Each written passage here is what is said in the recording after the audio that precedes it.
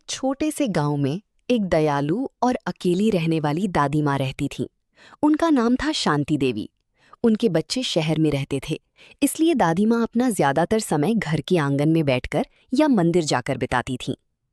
एक दिन शाम के समय जब दादी माँ तुलसी के पास दिया जला रही थीं, तभी उन्होंने देखा कि एक छोटी सी कमजोर बिल्ली उनके दरवाजे के पास बैठी है।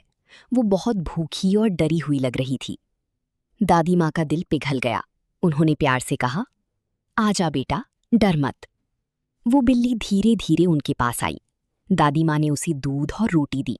बिल्ली ने तुरंत खाना शुरू कर दिया, जैसे उसे कई दिनों से कुछ नहीं मिला हो। उस दिन के बाद बिल्ली रोज दादी माँ के पास आने लगी। धीरे धीरे वो वहीं रहने लगी। दादी माँ ने उसका नाम रखा चिंकी।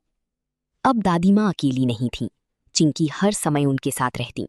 जब दादी माँ खाना बनाती तो वो उनके पैरों के पास बैठती। जब दादी माँ सोती तो वो उनके पास गोल होकर सो जाती। एक दिन गांव में तेज बारिश और तूफान आया। बिजली चली गई और चारों तरफ अंधेरा हो गया। दादी माँ थोड़ी डर गईं। तभी चिंकी उनके पास आकर म्याऊं म्याऊं करने लगी और उनके पास चिपक गईं।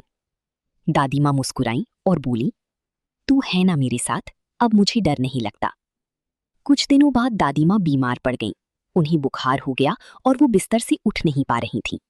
चिंकी ये सब देख रही थी। वो बार बार बाहर जाती और म्याऊं म्याऊं करके लोगों का ध्यान खींचने की कोशिश करती।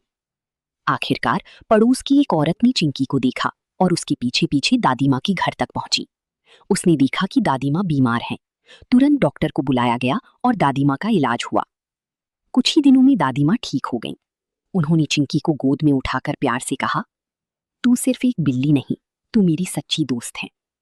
अब दादी माँ और चिंकी हमेशा साथ रहते थे। उनका घर प्यार और खुशी से